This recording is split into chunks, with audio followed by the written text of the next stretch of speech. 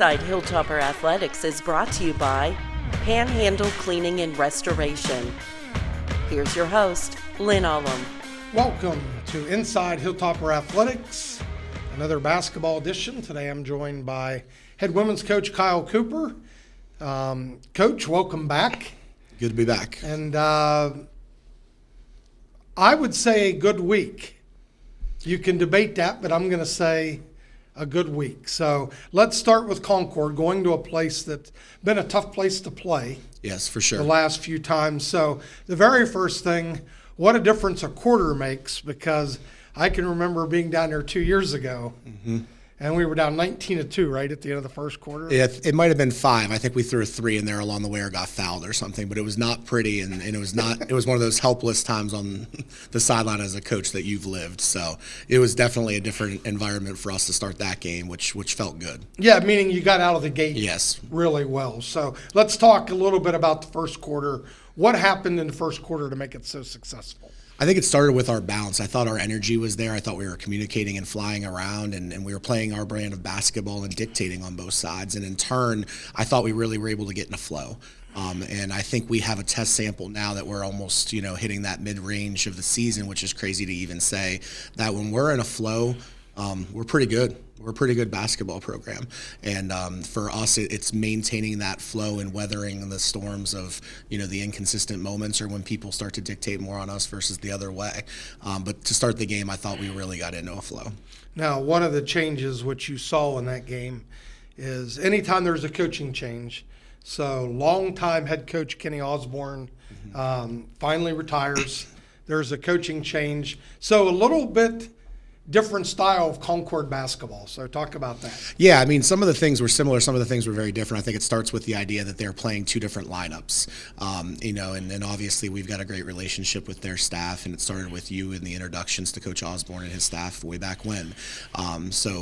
With Tesla and their new coaching staff, they're basically saying that they've got 2 platoons, if they will, and they've got a couple pieces that may shift side to side, but the majority of the time it's the same.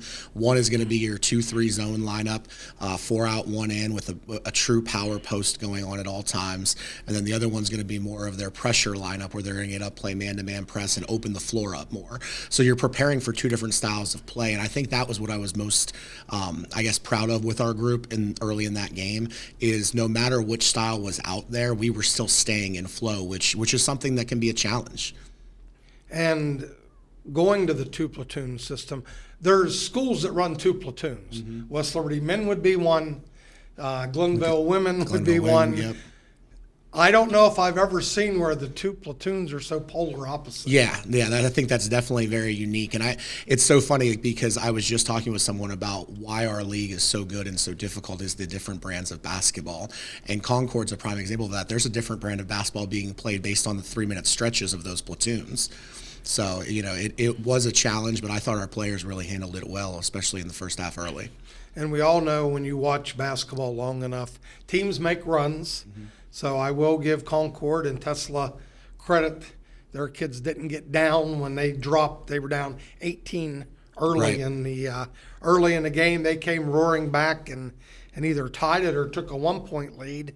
But then your kids responded. So let's quickly talk about the fourth quarter of that game. Again, you talk about games difference between, on the men's side, halves, and the women's games now it's quarters. Right. But what a difference between the third and fourth quarter. So let's talk about the fourth quarter. Yeah, the fourth quarter, they get as high as tying it with us, and, it's our backs against the wall a little bit, if you will. And as a coach, you try not to have these feelings, but you're having a moment of like, oh, here we go. And to our team's credit, they really responded. And I think the thing that we responded in is the thing that we're still trying to work on right now as a program, and that's you have to weather storms not based on the outcomes of making shots. And that can be a difficult thing the way we play the game and with the volume of threes we take and so on. And I thought we did a really good job of starting to dictate the other stuff that's really important that allows you then to earn the opportunity to make those shots. The rebounding was a huge part. We were giving up second chance points and bailing them out at the free throw line a ton in that game. And we found a way to really rebound down, get a little grittier, and that allowed us to play in transition. And when we play in transition, we're a very good basketball team. Right, so let's get into a little of those numbers, and you can refresh me. 7 threes in the fourth quarter. Yes. And 32 points? I think that's what it ended up, and we shot something crazy like 70% from the field almost. So, it was exciting to see that, and it was kind of funny. There were a couple moments where, you've got a 3-possession lead, 8-9 points, and we're letting one fly 6 seconds into a shot clock, and you start to have that then it goes in, and you're excited about it, including, one or two that we thought as a staff were daggers, and you could see that with the emotion that both our players and us had on the bench because, like you said, that has been a place that has not been kind to us as a program since I've taken over as the head coach here. Yeah, and I'm sitting there watching the game with my wife at the game, and she thought I was crazy. But if you've been around the game as long as I have, you can just feel when it changes. Mm-hmm. And I looked at her with, I think it was 7.5 minutes left in the game, and it was tied. And I said, we're going to win by double digits. And she was like, what? How do you know? And sure enough, we went up double digits. So you pull away, you get a good win on the road. And then, you've got to come back. And this is after playing a top 1 or 2 team in the nation. Last week, we welcomed Glenville. So before we even get into the game and the results and all the things that happened, what goes into your mind as you're preparing to face the defending national champions? I mean, I think it starts with, it's all about the mentality, and I know that sounds like a cliche coach answer, but you've got to be tough enough in those games to go one more play, to find a way that when they put it on you for a couple possessions to then shift and come back at them. And the biggest things is getting your collective team, not just the veterans, not just the ones that have seen it before, not the ones that have played a lot of possessions for you, the holistic group, to understand that you've got to be in that arena and you've got to be willing to throw punches against that team because they're going to keep coming at you in waves over and over and over again. And it's very hard to simulate in practice. So a lot of it is, how do you build a practice model that allows you to see some of the things you're going to see without seeing the true test of what's coming? Well, I think the biggest challenge, if I was still coaching in this situation, is you pretty much played the same Glenville team for 3 or 4 years. Mm-hmm. They had a core group that came back year after year, and with the success, and I do want to get this out, they talk about records that'll never be broken. DiMaggio's 56-game hitting streak and Wilt Chamberlain's 100-point game, records you didn't think ever would be broken. I never believed that there could be a coach that would have a higher winning percentage than Gino, and Kim has done that. She has. I mean, she's a phenomenal coach and she's a phenomenal person. And that makes it, I guess you hate going against it all the time, and we've gone against it more than pretty much anybody across the country, is, you want it that way if it's going to be that way. You want somebody that's good for our game, and Kim's good for our game. Yeah, I agree. She's about as humble as it gets. So you face what is pretty much a completely reconstructed program after winning the national championship last year. Yep. They come in, and things did not go well in the first half. So let's just sum up the first half. Yeah, and I made the comment after, when I was being interviewed for post-game, by Jacob. I made the comment it was a tale of two halves. And when you actually sit down and you watch the game, we did some good things in the first half. Yes, it was messy at times, but we got good looks, and we did some things that looked on par for West Liberty basketball. But the outcomes weren't there, so maybe it didn't feel like it.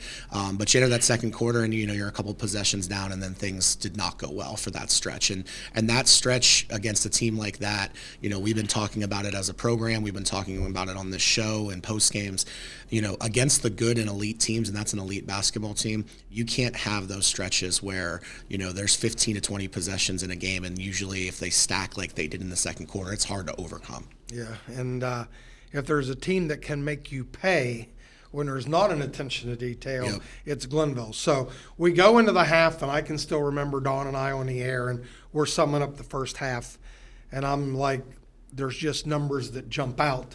West Liberty's 1 for 13 from 3. Yep. But as you said, missed some pretty good looks. We did, especially early in the game. Good ball movement, pretty clean look. It just didn't go down. But you have 21 turnovers. I think Glenville at the half had 7, 11, whatever it was, but big difference. Shot attempts. Shot attempts, but that's kind of part of their system. And then they had actually out 3'd you big time. 5-1 at that point. So you go in, you're down 25, and there's probably a lot of people in the building that said, well, how ugly could this thing get? But again, you talk about a tale of two halves. It's a cliche. You summed it up perfectly. But wow, what a difference. So now let's talk the second half. Yeah, I mean, the second half, it felt good to be standing on that sideline with that group, and it felt good to see the fight. And we challenged them at half pretty hard to step up and to try to get back to playing our brand of basketball, and man, did we respond. Starting with perfect execution of, what we wanted to get out of those first opening possessions. And, you see a couple go through the rim and you start feeling that adrenaline pump again. And in the way we play, that stuff is crucial. But the ball movement, taking care of the basketball, I think in the second half we had 3 or 4 turnovers. So you're talking a huge difference. And a team that sometimes has been plagued with not taking care of the basketball, we valued it really well. And their pressure did not bother us to the point that they stopped pressuring us for a good chunk of the game and tried to slow it down because they had built that lead. But we fought like crazy. It was exciting. It was fun, and have a chance to cut it to whatever it was, 4 points. I think 2 different opportunities on back-to-back possessions and with the ball. Shots don't fall, but you earn the right to at least have a shot at it. And as we saw, the outcome wasn't what we want, but that was a major, major step for our program, because part of what we challenged them with was who we're going to be in the second half of the season as we approach that. And if that goes the way some people thought it might have at halftime, it's a different feel going into the next game here. Well, you got a great performance out of Ari Manze in the first half, 16 points, 9 rebounds. If she's not playing in a game, it could have been really ugly. Sure. And then in the second half, Corinne Thomas, Carly McCutcheon, Grace Falk all step up. Yeah. And now shots are going in. Yeah, huge lift from Sonia Sarda. And and I was going to get to her. But. Yeah, that is – I was so excited for her. We were so excited for her as a program, because Sonia is someone that, and I've made this statement, it's hard. That's one of the unique things about grad transfers. You've played a lot of basketball in a lot of different places, and we play the game differently. So it can be an adjustment period, and it has been. And to see her play our brand of basketball and fly around and play with that pace and that talent that she has, that was exciting. It was exciting. It was refreshing to see, and I'm hoping that can springboard her to the second half of this season. Right, and I was going to save her for last. Sure. Because I thought she had a tremendous week. I thought she was a difference maker even in a Concord game. Mm-hmm. One of the few games all season where Ari did struggle a little bit. Yep. Some with the way the game's called and the size of Concord's post player, but Sonia stepped up down there. Yep, I think she had 15 in that game. And then, 21 points and 3 for 3 from deep, and, just made play after play, especially late in the game, to give you a fighting chance to win. Yeah, and I think there were some other things she really did well. She made great reads. It was beyond just the scoring. And she's a player that at glimpses kind of has a little Audrey in her, where she'll go get a rebound and then allows you to push and transition really well. So if she'll continue to do those things, she's going to continue to bring a ton of value to our program. And then the last thing, and then we'll let you get back to preparing for Wednesday's game.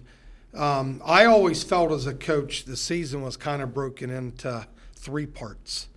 You have everything up until the first game, which includes the preseason and all that. Then you play that entire first semester, and then you conclude it with the third part when you come back from Christmas break, right, and you're back in the conference play. So now we're into that, in my view, that last segment.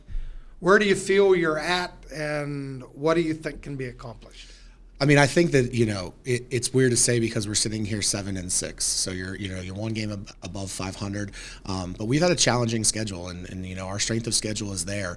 So, I don't really want to say that I would put a goal on it, but I think we're in a position where we're starting to see different players emerge at different times. And if we can put some consistency around that core group, and now you've got Corinne Thomas back, I think we can make a run here. And this is a great stretch of a few weeks where we can start to see that trend up. But it starts with, we've got to, bounce back from that loss despite playing well in the second half and go get Frostburg this week. And, Jenna Eccleberry is the coach there now, who's very familiar with our program. She's a very scout-heavy coach. They'll be prepared, I have no doubt, and we've got to play well at home.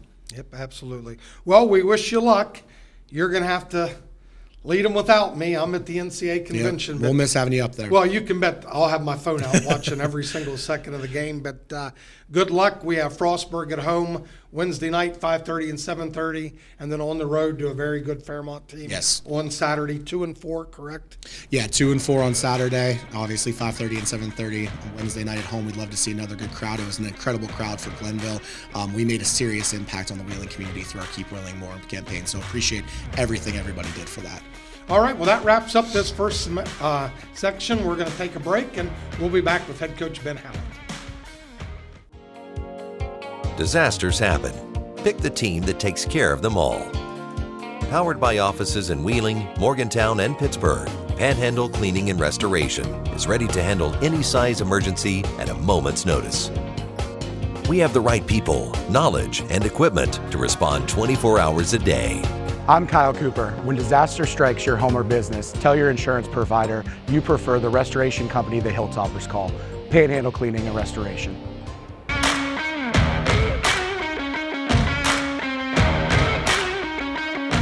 Inside Hilltopper Athletics is brought to you by Panhandle Cleaning and Restoration. Here's your host, Lynn. Welcome back to Inside Hilltopper Athletics. We're now joined by head men's coach Ben Hallett. And Coach, I kind of challenged you last week. Let's go get two.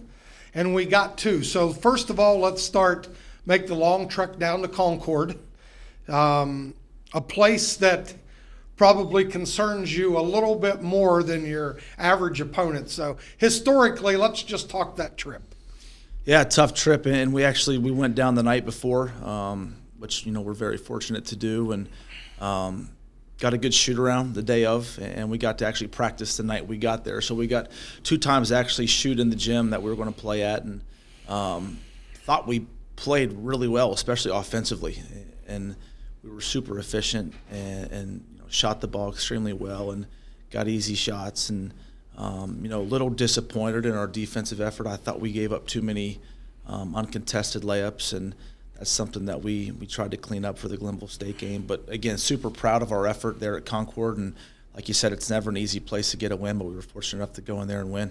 Right, and that's what I kind of was going with that for whatever reason, they have just kind of, I don't want to say had our number in that building, but we have lost a couple times there over the years, and we've pulled out a couple. I mean, literally, in usually high-scoring games, so it's a crazy place to play. One of the things that I think we benefited from a little bit, if you buy into this, is getting them over Christmas break. There's no students in the building. Yeah, for sure, and that was huge, because a lot of times we go down there and they market that game as some giveaway game, and they're going to try to get as many people as they can in that gym, and just makes it a tough place to play. But fortunately, like you said, we got them over break, and the students weren't there, and played them probably a little less of a crowd than they're used to when they play against us. So yeah, because it's a loud building. Correct. A smaller building, and they traditionally would have those football players all sitting down in that one section. So let's talk about the game a little bit. As you know, I was at the game. And I thought offensively, and I came back and told a few people, I don't know if we could have played much better. No. Our execution was good. We shared the ball. We knocked down shots, shot like 60% from the floor. So let's talk a little bit about the game itself. Close in the beginning, and then we pushed it up to 10. Yeah. So what's going through your mind at that point? Well, we pushed it to 10, and I think they cut it back to 4 or 6 after that. So they seem to do that. Whenever we get a lead, they always cut it back to a single lead game. But again, it's just tough. It's a tough place to play. And when we got it to 10, they cut it back. We were able to make some shots. And life is good when you make shots, right? Like, we had some guys, get in rhythm and make consecutive shots. And a guy that stands out to me is Zach Rosil. I thought he had a really good game and made some bombs, like threes that were, a couple steps behind the line. So it was good to see him make shots. And, again, we had some other guys really step up and make plays for us. Yeah.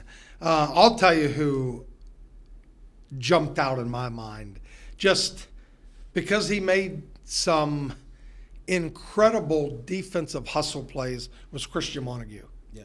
And I even came back, and the very first thing I saw when I saw Coach Lamberti is, can you clip out that play for me?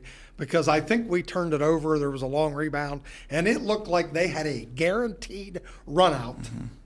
And he was like Superman coming out of nowhere and picked that pass off. So, wow, when you can get that kind of effort, when you can get that physical hustling, the Malik McKinney's, the Christian Montagues, and and I'll say this about Christian, It just wasn't a one-game thing. I think he's been doing it the entire season. I think he's had an incredible year thus far, and he looks faster this year to me. And we have a saying on our team. No. We have a saying on our team, and we say showcase your speed, and I think he is showcasing his speed in a lot of plays and shooting the ball at an incredibly high clip. And as you know, we always put him on the other team's best player, and it's something that I think he enjoys. He enjoys playing defense, and he enjoys guarding the other team's best player. And we put him on Heller for the majority of the game, and he did a really good job on him. Yeah, and Christian, if you're watching this, don't let this go to your head. But he reminds me a lot, because I'm a huge NBA guy, is Drew Holiday for the Milwaukee Bucks. Christian is a very physically strong, fast, athletic, big point guard. And as you said, he can D up, and he just makes some of the most incredible rim runs that you'll ever see. So I don't like to get into individuals much, but boy, just like Malik in that second game in Vegas, you're thinking, what is going on here? Yeah. Jumping a foot higher. That's what I thought Christian brought to the table. So just getting back into the game, probably didn't take as many years off of your life as normal games, because once we got up double digits, it pretty much stayed double digits. They would make a mini run, but you always knock down a shot. Yeah. And again, we had guys step up and make plays, and I just keep, again, it's 2 games ago, so I can only remember one game, but I just keep thinking of Zach Rasil, making a 3. They go on a run, and then Zach would make a bomb. So again, good win against a quality opponent on the road. Yeah, absolutely, a quality opponent, the team that had gone to Fairmont. And, yes. They beat Fairmont at home. Yeah, they beat Fairmont. So a great win. You come back, and now you're going to play a Glenville team who, and you can speak a little bit more to this than me because you know them way better, changed their system a little bit. Would that be fair to say? Yeah, for sure. And they have a former player of ours on their staff, and Brandon Smith, and I think he brought the up-tempo system to Glenville when he first got there. And I think they tried to do that at the beginning of the year, and I think Coach Caldwell got frustrated, and he said they were giving up too many layups and they didn't have the depth to do it. So they've completely scrapped that, gone to more of a half-court oriented team, and they don't pick up and pressure defensively anymore. And they don't switch any screens. They kind of stay with their man on defense and don't switch any screens. So kind of went from one end of the spectrum to the other. But they're having a solid year, and they've gotten more wins with their new style play than their old play. Right, yeah, and definitely some athleticism and talent on that team. And what I remarked on the air, they were kind of philosophically doing what we used to see a lot, but don't see it much anymore, is they're going to attack that pressure. But if they're not getting a dunk or a run out, they're going to pull the ball back out, run stuff, eat clock, control tempo. Yeah. And they were able to, when you're making some shots, they were able to hang in there. Yeah. So let's talk about how you closed the game. You're up 8-9 points. Glenville makes that run. And out of nowhere, we're looking, and I believe, tied at 66. Yes. So not only did they hit a shot, a 3 to tie it, we had a miss on the very next possession. They come down, but it's almost like your team collectively said, all right, enough's enough. So let's go through that spurt after the 66 tie. And if you remember when it was tied, they had the ball to actually take the lead, and Bryce Butler made a defensive play where he got a block against the backboard. And that's where Christian Montague got the rebound, took it coast to coast, and from there it kind of gave us some momentum. And again, did something that's kind of uncharacteristic for us, and we ran a bunch of set plays, which we have a lot of set plays, and we have a lot of quick hitters. But as a coach, in a perfect world, I would not like to call a set play in a game. I kind of want our guys making decisions out there on the floor. But I thought we executed our set plays at an extremely high level. We got layups on 3 or 4 of those, and Bryce, I know, got 2 or 3 layups, and Mike Sampson got a crucial layup there at the end of the game. And again, super proud of our guys for executing the set plays. Right, and I think even more importantly, we were really able to dig in a half-court set for sure and play probably our best defense of the night. So make plays late, get a win. We know Division II college basketball, especially in a basketball crazy league like the MEC, we're going to take any win with a smile. So now we have Frostburg, Fairmont. So let's not get ahead of ourselves. The fan base is all thinking about Fairmont, but we do have Frostburg here tomorrow night. So just tell me a little bit, what do we know about Frostburg? I know they're not happy with the way things are going thus far in their season, but here's what I do know. If they could come in here and beat us, it would make their season. That's what I know, and that was our message to our guys. And yesterday was the first day that we started going over Frostburg, and what I told our guys in the locker room is I should just put every one of our names on the board and say this is who we're playing. We're playing against ourselves right now because we can't get outside of our element. We can't do things that are uncharacteristic for us. We have to stick to our brand and not try to do too much and not look at their record. We have to continue to play and not take any team for granted. So our eyes are set on Frostburg. We haven't talked Fairmont for 1 second. We haven't watched Fairmont for 1 second. We got to go out there and play tomorrow. Well, as I told Coach Cooper, you're not going to get any help from me this week because I'm going to the NCAA convention. But don't think that I won't have the old phone out watching every single second and going, why isn't Ben doing this? But I'm sorry that I'm going to miss these, but I'm sure we're in good hands. And as you said, go out and let's get a win over Frostburg, and then you can spend all the rest of the week talking about arch rival Fairmont. So that wraps up this week's edition of Inside Hilltopper Athletics.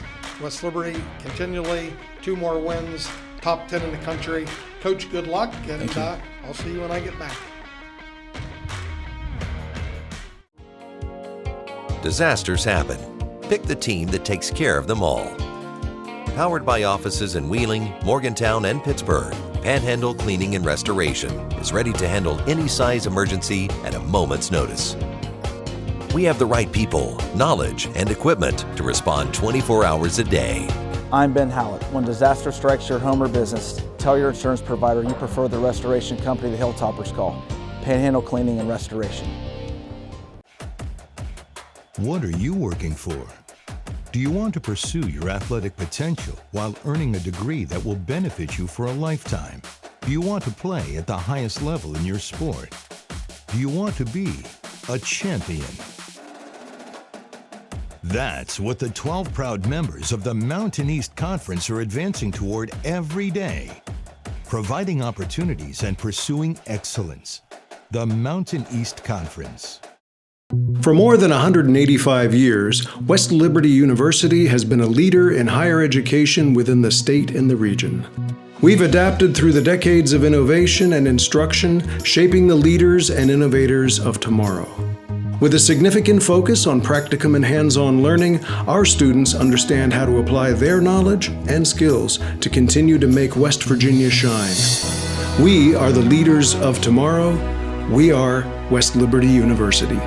Do you have a passion for working with animals? Check out the Zoo Science and Applied Conservation program at West Liberty University. Why West Liberty? You'll get hands-on experience with animals starting in your first semester. We have 6 on-campus dedicated lab spaces with over 300 different animals, plus a partnership with the Oglebay Good Zoo, an AZA-accredited institution with over 50 species of different animals, including rare and endangered species. You'll have the opportunity to work with a variety of reptiles, amphibians, and mammals under the direction of experienced faculty and even opportunities to participate in animal rehabilitation projects in places like Costa Rica. This program is ideal for anyone who wants to be a zookeeper, zoo researcher, conservation scientist, or work with an applied conservation government agency. Plus, we offer a graduate program in zoo science, so you can complete your graduate degree right here at West Liberty University as well. Our unique program has everything you need to find the career you've always dreamed of.